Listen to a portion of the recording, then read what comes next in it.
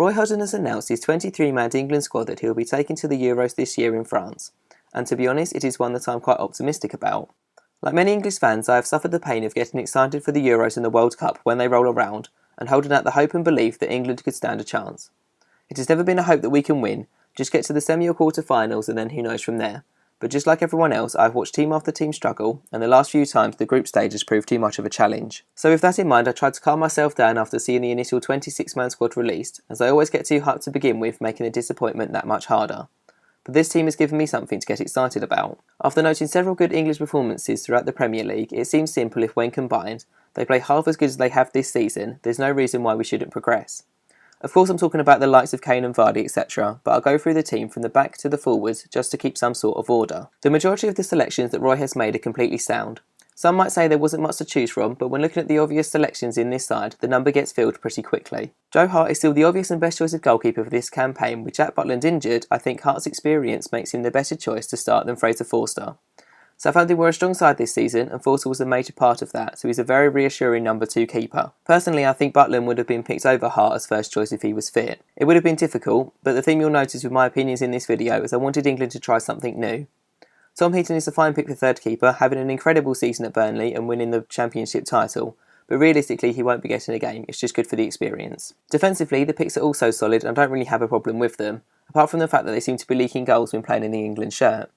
Hopefully this is just because they need to get used to playing with each other and some solidarity will form at the back. I would have liked to have seen Aaron Cresswell come under contention more, as he has been a dominant force of West Ham both defensively and attackingly down the left wing. However, Ryan Bertrand and Danny Rose had the better season, helping to earn their teams a better finish in the league. I feel that Rose and Cresswell attack more, so having Rose start is the right decision to allow more attacking play, and Bertrand's defensive advantage gives them more holding option if needed. Chris Smalling and Gary Cahill as centre-backs are also good starting choices. The defence is about the only place I feel England need the mix of young players and experience that we have held so dearly for so many years. Cahill brings that experience, and having faster younger players around him will help with dealing against the many fast attackers in the Euros. His leadership will help those around him to keep their focus and hold the line. John Stones was a big name being mentioned, especially with Chelsea's interest, but when looking at this season that might have been premature. He's a good centre-back and should be in the side, but I don't think he should start.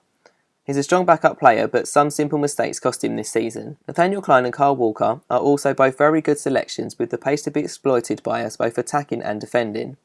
In terms of starting, Walker takes the place of me, having that extra experience, and with the pair being the same age, one doesn't really have an advantage of fitness over the other. The midfield and attack are clearly the areas that fans are most excited about, and it's easy to see why. Before the last World Cup, one of the biggest calls being made by fans was to try a young squad and just see how they get on. We didn't really do it and didn't make it out of the group stage. The Germans, however, had one of the youngest squads and won it. Not only that, but near enough the same side is playing in this year's Euros. Therefore, this year, I really wanted Hodgson to play with a young side that is full of energy and keep the pressure on for the full 90 minutes. While having someone experienced to settle them down is important, I still don't want to see any older players in the starting side necessarily. Again, with the majority of the midfield, I, like many, are really happy with the selections. Ross Barkley continued to play well in a season where Everton struggled. Adam Lallana might have had his usual innings, but that shows his consistency, and already having international experience will be a big advantage. While James Milner might be older, he has had an impressive record with England, always putting in a solid performance, and this season at Liverpool he has shown how much he can still influence an attack. With his experience as well, I think he could easily play a more central role if required. Dele Alli is another who can play both central and on the wings. Being only 20, he is full of energy. Being technically gifted as well, he found no trouble finding Kane this season or the back of the net and will be a real danger for England. Eric Dyer has the exact same going for him, and with the pair playing together at the same club plus Kane, there is a working triangle already which will help with some team chemistry. The problem I have is with the picks of Jack Wilshere and Jordan Henderson. While Wilshere has played exceptionally well when donning the England shirt and has put in some key performances, he is very prone to injury, which has kept him out of most of this season. That does carry some risk, but what is more annoying is England managers and pundits always focus on picking players from the Premier League.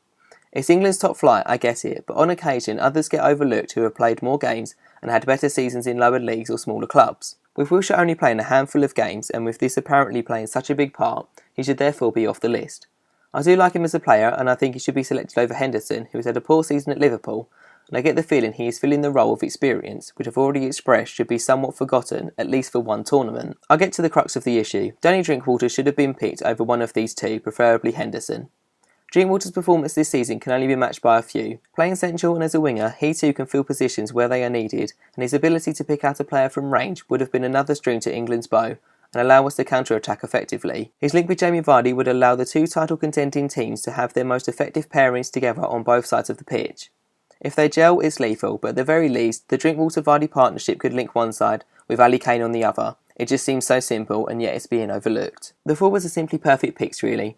Kane and Vardy's attacking prowess was the talk of the Premier League, finishing first and second in the race for the Golden Boot. Who knows if they'll play well together, but being able to hit the target means just one person has to find them in the right place. Wayne Rooney's record speaks for itself, and he will be a danger both sitting back and making runs into the box. Raheem Sterling is another player full of pace and energy, although he's a bit disappointing this year. Daniel Sturridge has unfortunately not found his full potential as of yet, being plagued by injury, but he provides the additional of the aerial threat should Hodgson want to use him. Plus there are plenty of options if he does become unavailable. Which also brought in Marcus Rashford. Should he go? Is he too young? It was a big debate, but considering my theme of having youngsters and new is always better, I definitely think he should be there. He's been so impressive at Manchester United, putting defenders under pressure, finishing well and just being a constant danger, it would be silly not to use him. Even if it's just in the final minutes to get a late winner or just add to the scoreline, he's someone defenders don't want to see. Scoring on his debut helped, and while it did rob the under-21 squad, plenty of players got called up at 18 and had prolific international careers. Just look at Rooney. Overall, I'm really pleased with this side, which is full of youth and energy, with some experience still in the key areas, and it has restored some belief for the Euros. My biggest issue is just that Drinkwater should have featured. Andros Townsend has played well in the past, but there were plenty of others this year who have been better.